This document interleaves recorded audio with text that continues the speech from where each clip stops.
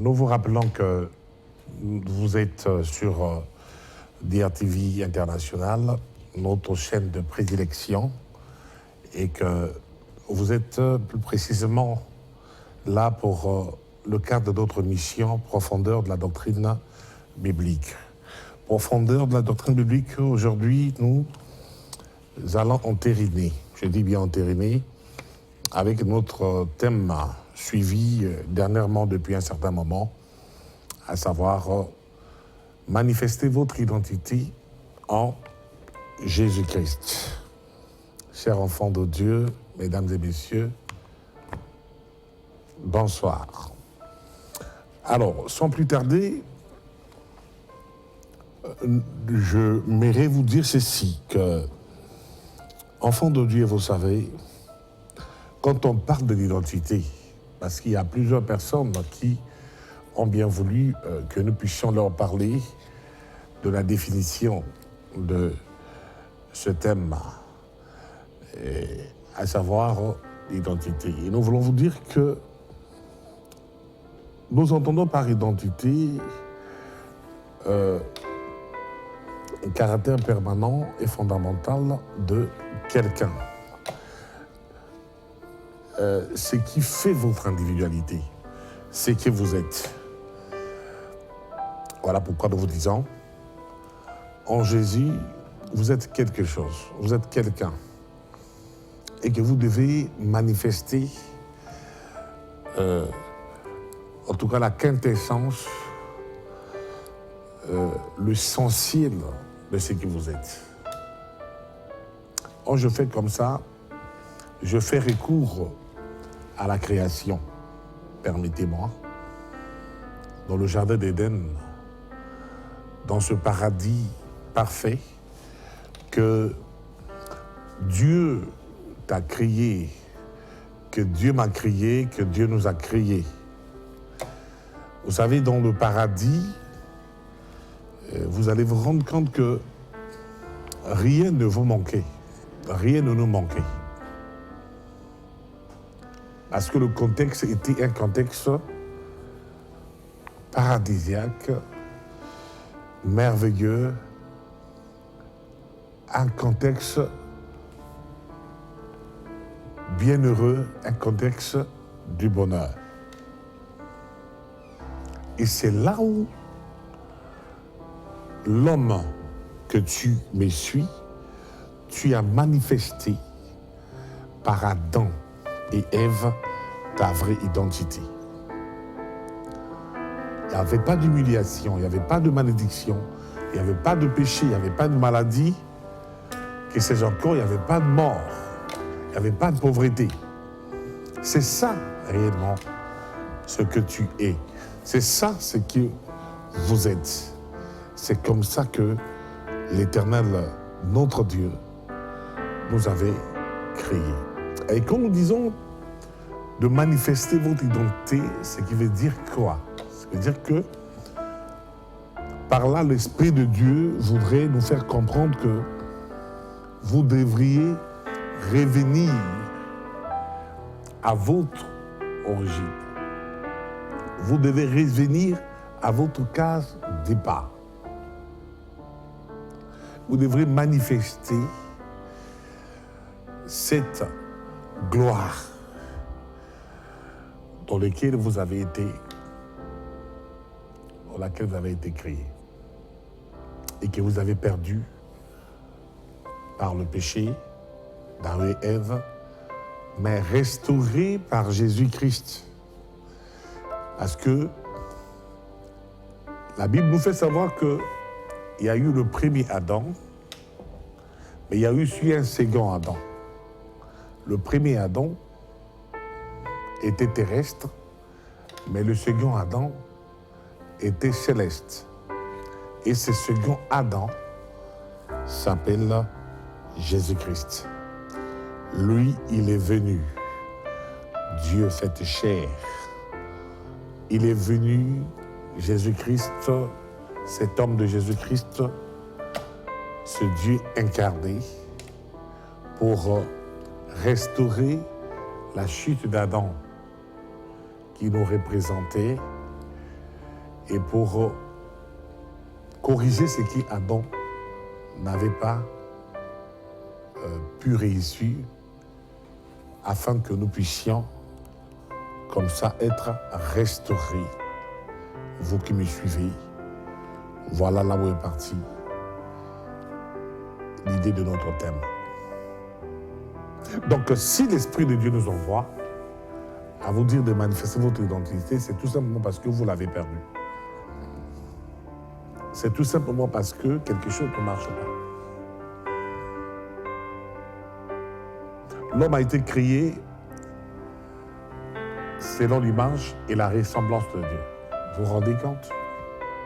C'est là où la Bible nous appelle des petits dieux. Nous ne sommes pas le fruit de l'évolution, ou nous ne sommes pas le fruit d'une génération spontanée, où nous ne sommes pas sortis par, comme la science nous l'apprend, par ces mystères. Permettez-moi d'appeler ça mystère de Big Bang, éclatement de l'atome. Non, non, non, c'est trop gratuit de croire à ces spéculations. Nous avons été créés à l'image et à la ressemblance de Dieu. Et c'est cette image-là que vous avez perdue. C'est cette image-là que nous avions perdue. Et c'est cette image-là qui constitue réellement notre identité, que nous la manifestions plus. Le fait de ne pas la manifester fait de nous les êtres dénaturés, fait de nous des gens qui n'expriment plus ce que la préscience de Dieu, c'est que le plan de Dieu, c'est que la volonté de Dieu avait défini d'avance. Gloire soit rendue au Seigneur. Parce que ce soir, bien-aimés, vous qui me suivez, je vous dis que j'ai des choses à libérer pour vous. J'ai une grâce à libérer. Et cette grâce-là fera que si vous êtes connectés, maintenant là que je vous parle, quelque chose se passera. Je suis sûr de ce que j'ai apporté. J'ai apporté un message révoltant. Parce que rendez-vous compte, vous allez découvrir dans ce message que vous aviez réellement une vraie identité que vous avez oubliée, je peux le dire, et qui a été comme ça escamotée par le diable. Une identité qui a été comme ça usurpée par le diable. Mais gloire soit rendue au Seigneur Jésus-Christ. Parce que je reviens toujours là sur Jésus. Parce que grâce à lui, nous pouvons encore nous redéfinir. Grâce à lui, nous pouvons encore retrouver notre place perdue dans le temps. Merci Seigneur. Donc, après l'œuvre de la croix, parce que notre identité est liée réellement à l'œuvre de la croix. Oui, parce que l'œuvre de Christ est le puissant du message biblique. L'œuvre de Christ et la mission de Christ est le paroxysme même du plan de salut pour vous, pour moi et pour l'humanité tout entière. Voilà pourquoi je reviens de temps en temps là. Jésus est mort à la croix, oui. Mais comment faire pour que la croix soit à votre bénéfice, ou vous soyez bénéficiaire? Non, c'est tout simplement par la nouvelle naissance. C'est par la nouvelle naissance. Et la nouvelle naissance réalisée intérieurement dans notre cœur finit toujours par se manifester extérieurement par notre conversion. Or, la conversion consiste en la repentance et la foi. Retenez bien ces choses. Mais nous avons besoin de la parole de Dieu pour révéler l'objet de notre foi et pour diriger notre repentance. Je répète bien. Pour retrouver notre identité, nous avions besoin de Jésus-Christ, Dieu fait chair, qui s'est incarné, qui est venu mourir en rançon pour toi et moi à la croix de Golgotha, et pour que les échanges de la croix que Jésus-Christ est venu opérer nous soient bénéficiaires, pour que l'œuvre de la croix puisse nous bénir, puisse avoir ses effets et ses résultats sur nous, il nous faut être nés de nouveau.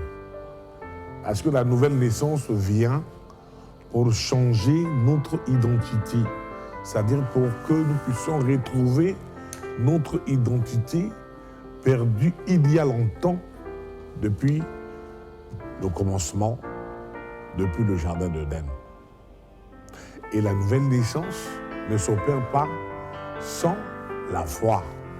C'est ça ce que nous voulons dire. Et la nouvelle naissance ne s'opère pas sans la repentance. Les deux qui constituent la conversion et l'ensemble s'opère par la proclamation de la parole révélée de Dieu. Et voilà pourquoi en ce temps que nous sommes, nous avons besoin de la parole. En ce temps que nous sommes, nous avons besoin des hommes de la parole, appelés par Dieu, mandatés, pour vous parler de ces choses, pour vous libérer. Voilà pourquoi dernièrement nous avions dit que la parole de Dieu connaît plusieurs attaques. Ça, je vous le dis. La parole de Dieu, en tout cas, connaît plusieurs combats. Ces combats qui, aujourd'hui, viennent comme pour essayer de pouvoir la détourner dans son rôle, dans sa mission dans la vie de l'homme. C'est là où je vous dis, bien-aimés, en ce temps que nous sommes, nous devons faire attention. Nous devons garder les hommes de Dieu que Dieu nous donne, les véritables. Pourquoi? Parce que dans ce domaine, le diable a essayé, en tout cas, de s'aimer beaucoup de confusion, de telle sorte que pour trouver un vrai homme de Dieu, aujourd'hui, ça devient difficile. Difficile pourquoi? Parce que Satan sait que s'il n'y a plus d'hommes de Dieu véritables, alors il serait difficile de nous donner comme ça, de nous enseigner comme ça. Je parle bien de ces hommes de Dieu aujourd'hui, la vraie parole qui va faire en sorte que nous puissions être délivrés, vivre la vraie, véritable repentance, la vraie foi qui nous emmène à la nouvelle naissance. Oh, la parole de Dieu est très importante. Allez dans les églises pour écouter la parole. Cherchez les vrais hommes de Dieu. Ils vont vous enseigner la vraie parole parce qu'ils sont mandatés par Dieu. Ceux qui ne sont pas vrais hommes de Dieu ne vous donneront jamais la vraie parole qui vivifie. Ils pourront être des bons orateurs. Ils pourront parler un bon français. Ils pourront faire les bons développements.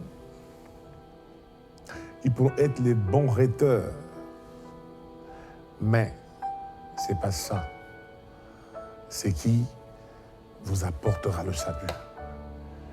Le salut est apporté par la parole révélée que Dieu donne à ses serviteurs qui sont mandatés à le faire. Voilà pourquoi vous voyez aujourd'hui que dans le monde ecclésiastique, dans le sacerdoce aujourd'hui, vous allez remarquer de l'hérésie.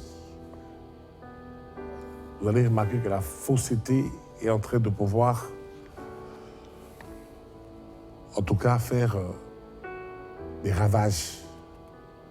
Vous trouvez pour avoir un véritable homme de Dieu aujourd'hui, ça devient très, très, très difficile.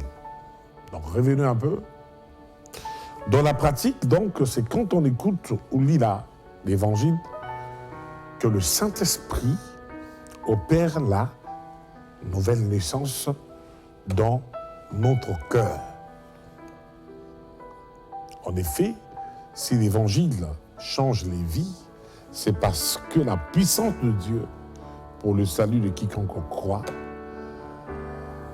agit en nous pour nous faire naître de nouveau, ou pour faire naître de nouveau le pécheur, mais pas n'importe quel pécheur, mais le pécheur repentant.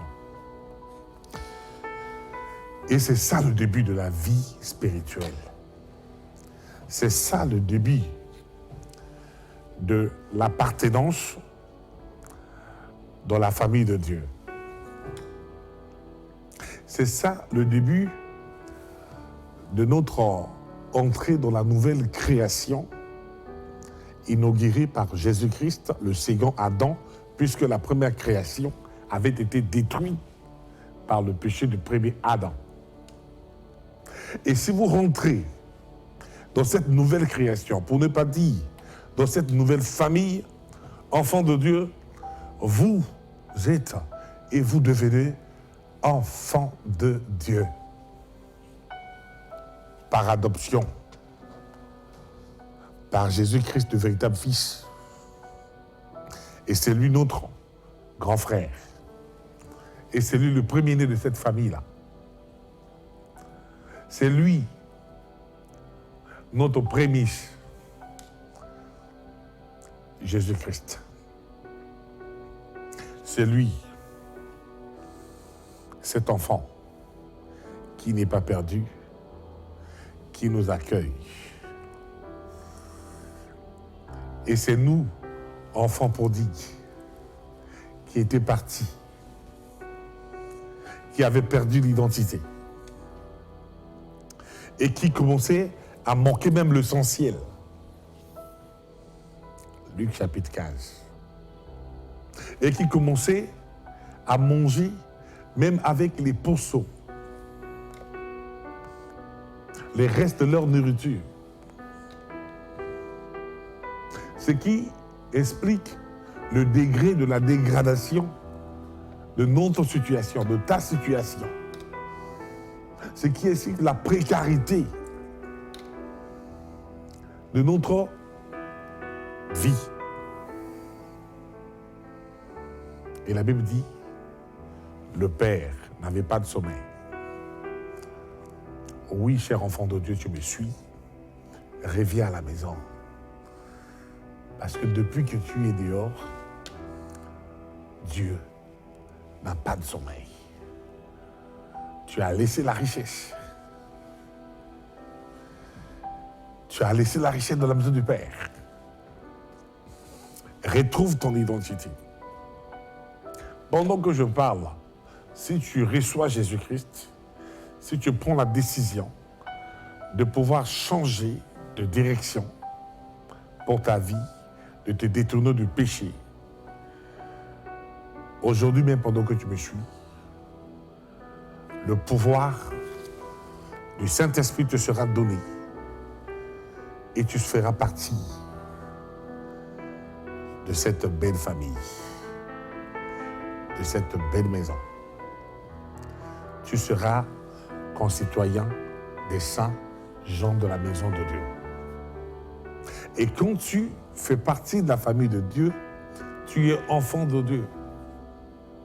Et si tu es enfant de Dieu, tu deviens enfant de Dieu et tu deviens l'héritier.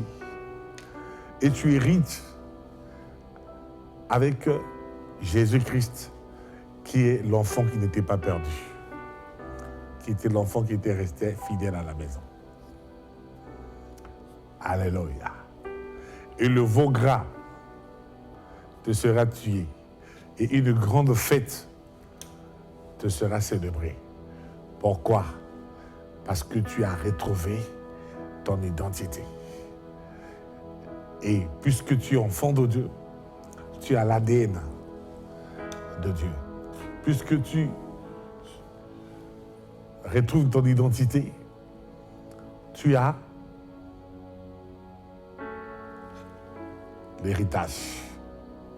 Tu as le sang royal. Parce que notre Dieu est le roi des rois et le Seigneur des seigneurs. Tu n'as pas seulement le sang royal là. Alors tu as des testaments. Tu as l'Ancien Testament, tu as le Nouveau Testament. Qui dit testament dit patrimoine. Qui dit patrimoine dit bénédiction, dit prospérité, dit richesse. N'ayez pas peur des mots. Car Christ en moi, espérance de la gloire. Oui. Et c'est dans ce sens que nous voulons que tu reviennes, pour que tu manifestes ta vraie identité en Jésus. Jésus-Christ n'est pas mort en vain, mon frère, ma soeur. Tu es né, toi qui me suis, qui n'a pas d'église. Tu es né, toi qui me suis, qui ne veut jamais suivre la vraie parole. Tu es toujours là, dans les kizingas, que sais-je encore, en train de te faire masser, prendre les tisanes. Et tu te dis que c'est l'église. Ce n'est pas l'église. Tu es là en train de suivre les prophéties. Tu perds ton temps. Parce que la vraie prophétie, c'est la Bible. Oui, parce que là-bas, nous avons 2 testaments. Le premier et le second. Là-bas, il y a toute ta vie. Laisse-moi te parler comme ça.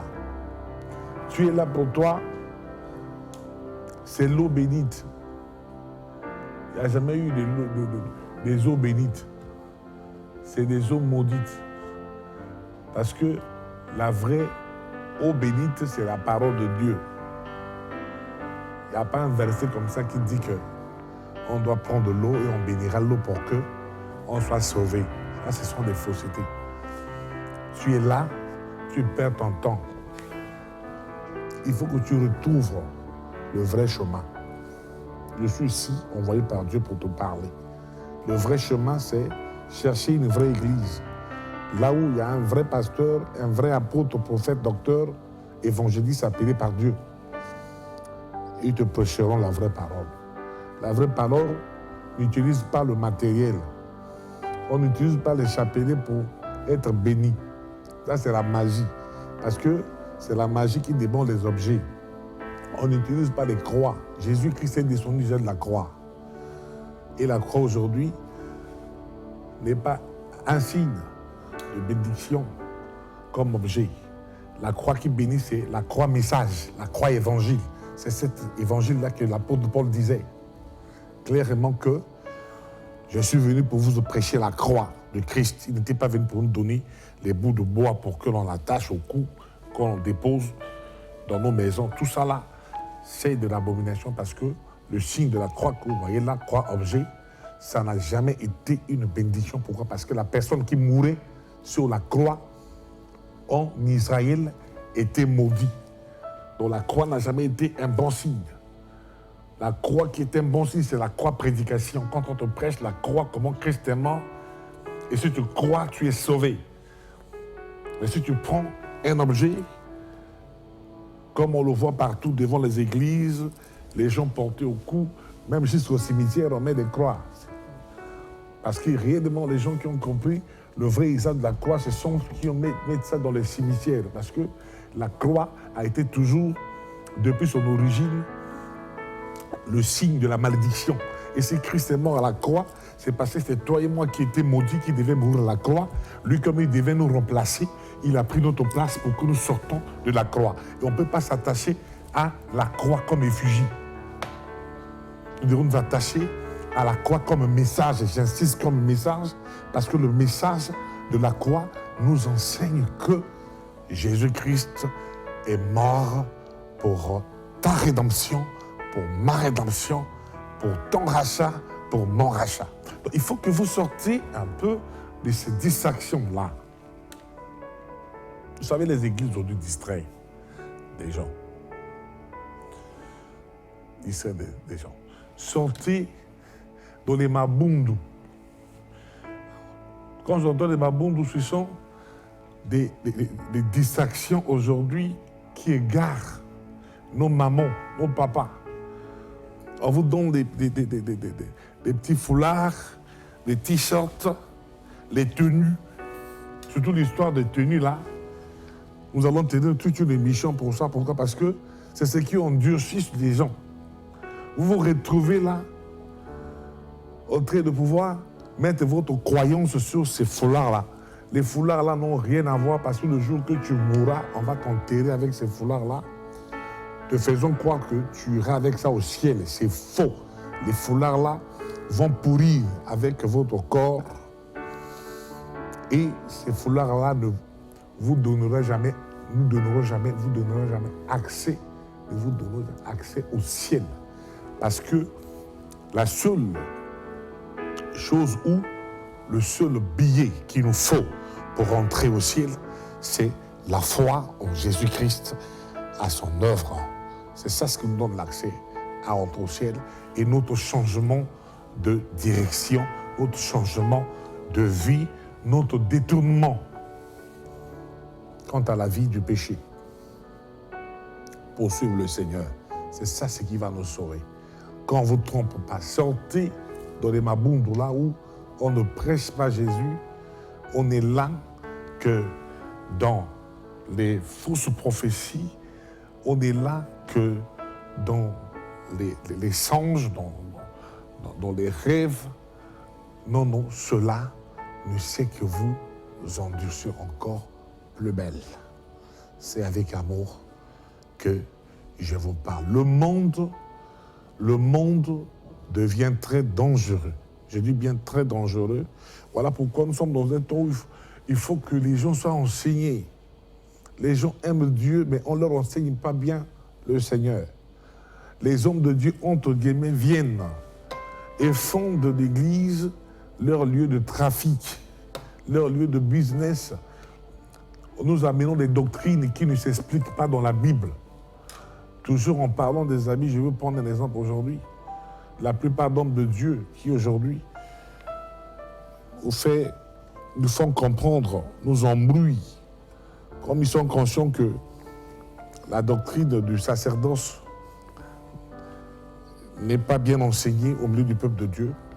Vous les voyez aller tisser des alliances dans la magie aujourd'hui, dans la cabale juive aujourd'hui. C'est de la magie pratique pour vous amener les soi-disant habits sacerdotaux, mais qui ne sont autres que des pratiques magiques qui sont entrées.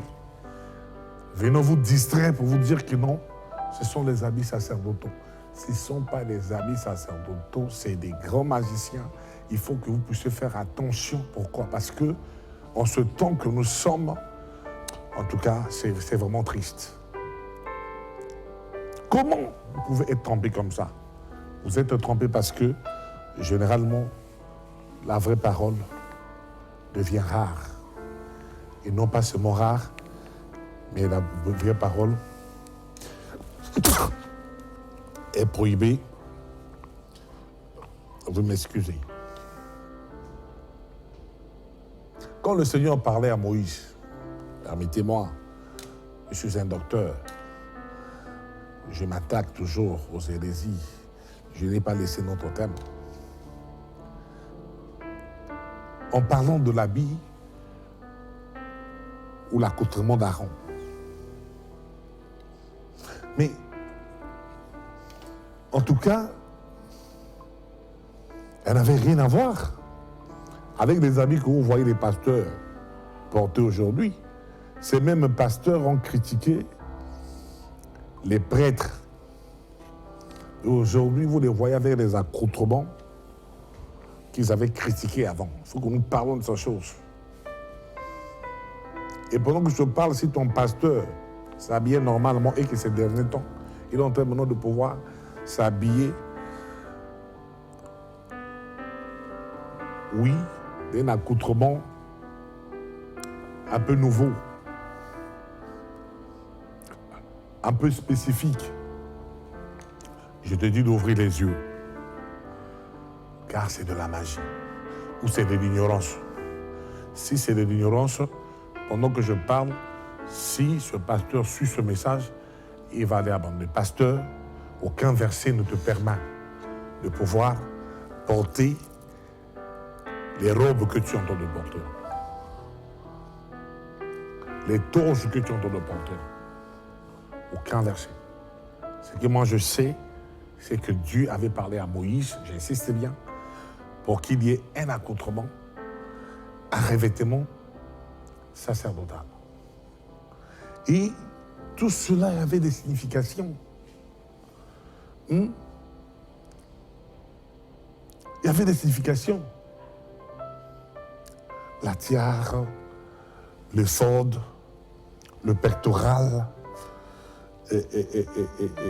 que sais-je encore. Même le bâton. Les pierres d'onyx. Les 12 pierres d'onyx. Si, là.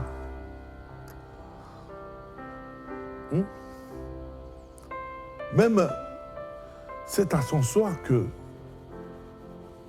Aaron tenait. Mais nous pouvons l'expliquer. Tout ce que je cite s'est accompli dans l'œuvre et la personne de Christ. Et c'était selon le modèle de Dieu. Et c'est Dieu qui avait donné ce modèle-là à Moïse de dire à Aaron de pouvoir avoir cet accoutrement. Mais d'où sortez-vous avec des robes que vous portez aux gens? C'est Dieu qui nous a donné ce modèle-là. Ce qu'on avait donné à Moïse pour Aaron aujourd'hui, ça s'est expliqué, ça s'est accompli dans l'œuvre de la personne de Christ. Maintenant, ce que vous portez là, les talites, qui sortent de la cabale juive, qui n'est autre que de la magie pratique. Vous voulez tromper qui? Le peuple qui n'est pas enseigné?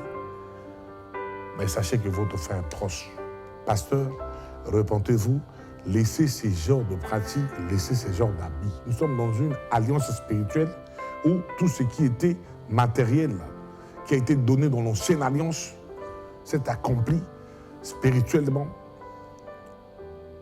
en cette alliance par Christ qui nous libère de tout. Hier, on faisait des sacrifices d'animaux. Christ est venu, il s'est fait sacrifice. Et aujourd'hui, on ne tue plus les animaux. Les habits aussi, c'est pareil. Qu'est-ce que l'habit à voir si ce n'est la magie que tu es allé prendre pour venir embrouiller nos mamans, nos papas, nos enfants? Laissez ces histoires-là. Voilà comment l'église est devenue un endroit de trafic, où le pasteur va tisser des alliances et vient même pour sacrifier les gens par ce genre de pratiques. Lui-même, il sait l'origine de ces choses qu'il a appris, il vient vous divertir. Moi, je vous conseille, laissez les églises de tous ces pasteurs-là qui portent ces robes-là. Videz ces églises-là, c'est très dangereux. Ça vous apportera que malheur. Parce que Jésus ne nous a pas dit ce genre de choses. Nous voulons plus le flou à l'église. Apportez-nous la parole. Nous avons besoin de la parole, rien que la parole. Et la parole nous libère. La parole nous redonne notre identité. Pour que nous puissions vivre la gloire de Dieu du commencement. Comme Dieu nous a créés, nous a envoyés sur la terre avec une identité glorieuse, avec un but, avec une destinée. Vous qui me suivez, vous avez une destinée glorieuse. N'allez pas donner cette destinée à n'importe qui, à n'importe homme de Dieu, entre guillemets. Moi, je les appelle comme ça ce soir. Ce sont les hommes de Dieu, entre guillemets. Parce qu'on ne peut pas être homme de Dieu et entraîner le peuple à la perdition. Gloire au Seigneur. Donc, ce qui est en train d'empêcher aux gens aujourd'hui de vivre cette gloire-là, c'est la fausse doctrine. Je vous dis ce qui est vrai. Il faut que l'évangile soit bien enseigné. Parce que lorsque l'évangile est bien enseigné, qu'est-ce qui se passe? L'Esprit de Dieu se déploie dans votre foi qui vous entraîne dans la repentance et vous êtes né de nouveau, vous êtes devenu enfant de Dieu. Et quand on est enfant de Dieu, on a le pouvoir. Je vous prends l'exemple des délivrances aujourd'hui qui ne finissent pas dans les églises où il y a des gens qui sont toujours là dans des simagrées, j'appelle ça des simagrées, où à la fin de chaque prédication, il faut prier sur des gens pour faire tomber les gens tous les jours. Et il y a des gens qui tombent tous les jours. Et si vous êtes tombé, on suppose que vous êtes délivré et que le mauvais esprit qui était en vous est parti. Mais qu'est-ce qu'il y a à tomber tous les jours? Mais si vous tombez tous les jours, cela suppose que vous n'êtes pas délivré. Et vous voyez même la vie des brebis aujourd'hui, c'est difficile. Pas de changement. Mais quel est ce Jésus-là qui ne vous délivre pas? Quel est ce Jésus-là qui ne vous guérit pas? Quel est ce Jésus-là qui ne vous élève pas? Quel est ce Jésus-là qui, en tout cas, qui ne vous sauve pas? Qui ne vous sauve pas. Mais si vous n'êtes pas restauré, vous n'êtes pas sauvé, vous n'êtes pas béni, c'est tout simplement parce qu'il y a un problème. Le problème, c'est l'enseignement. L'enseignement, je dis bien, je viens pour parler avec mon cœur, qui est mal enseigné et ce qui vous empêche à pouvoir être né de nouveau pour retrouver votre identité. Et puisque vous avez votre identité, parce que vous avez suivi la parole, vous avez cru à la parole, manifestez-la. Manifestez-la, enfant de Dieu. Manifestez-la. Achetez d'abord la Bible. Apprenez à lire la Bible. Comme ça, là, quand vous irez, là, on va vous inviter pour écouter la parole de Dieu, vous puissiez discerner pour savoir quelle est la vraie parole. Écoutez-moi, ce qui délivre, c'est la parole, ce n'est pas autre chose. Cette parole-là, si vous l'acceptez de tout votre cœur, par votre prière sincère, Dieu va vous rétrocéder votre identité, votre dignité, votre personnalité, et le bonheur et la grâce va commencer à vous accompagner chaque jour de votre vie. Enfant de Dieu, je suis contre personne. Je suis seulement contre la fausse parole et contre les faux prophètes qui prêchent la fausse parole.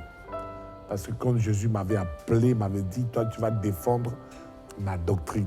Et nous sommes là dans la profondeur de la doctrine biblique. Que les hommes et les femmes qui se disent religieux et religieuses arrêtent d'embrouiller les gens et laissent le peuple qui aime Dieu aller dans la vraie parole. Parce que la vraie parole existe. La vraie parole est dans la Bible. Une parole qu'on n'a pas falsifiée. Une parole qu'on n'a pas déteintée. Une parole vraie qui libère. Je vous dis, Jésus-Christ est vivant. Dieu existe, Dieu est vrai.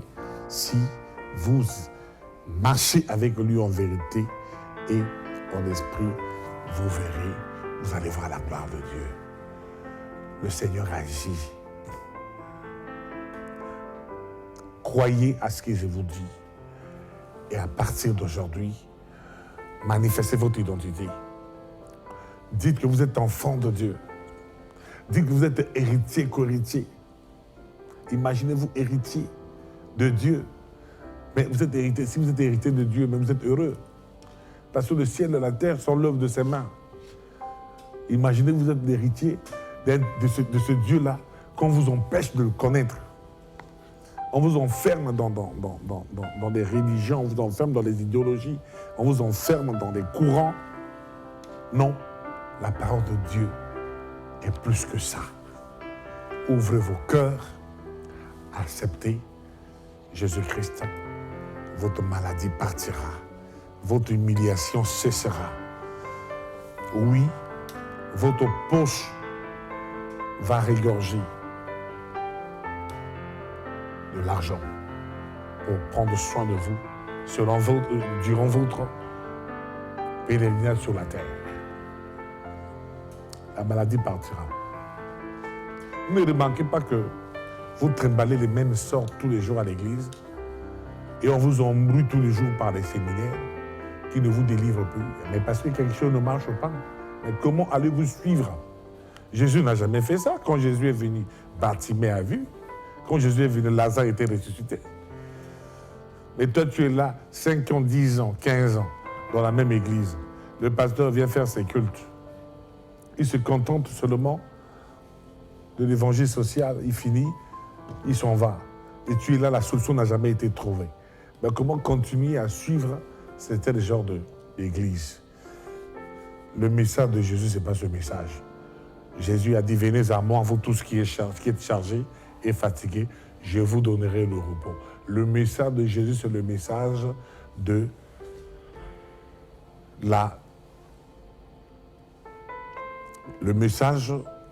restauration de votre identité. Et c'est ce message-là qui vous sauve. Ce message-là qui vous libère. Ce message-là qui vous délivre. C'est ce message qui vous bénit. Alors, chers bien-aimés, c'est par là que nous voulons mettre fin à cette bénédiction, cette méditation de cet après-midi. Et nous osons croire que le Seigneur vous visitera par ce message et que tous ceux qui suivront ce message, même en rediffusion, nous pensons que seront visités par le Dieu de notre salut. Et nous voulons prier pour vous, vous qui avez suivi. Éternel notre Dieu, en vertu des pouvoirs que tu as conférés à ton serviteur que je suis, je bénis celle ou celui qui suit ce message par le nom puissant de Jésus. Je proclame la délivrance et le salut à cette âme qui me suit. Je n'ai pas besoin de connaître son nom, car tu es le Dieu omniprésent, omnipotent. Et pendant que je parle, Seigneur, tu touches, parce que tu écoutes toujours ton serviteur. Au nom puissant de Jésus, restaure les âmes, que ta miséricorde soit sur tes enfants qui ont cru à ce message ce soir et que la vie commence, la vie spirituelle commence, l'identité, la vraie identité que tu leur as donnée au commencement puisse commencer et qu'après avoir écouté ce message, que l'esprit de révolte les saisisse et qu'ils sortent et puisse commencer à proclamer, en tout cas, la vie et la gloire, et tant qu'enfant de Dieu. Seigneur, sois béni. Au nom de Jésus-Christ, nous disons Amen. Alors que Dieu vous bénisse, bonne suite de programme dans votre chaîne de prédilection. Merci.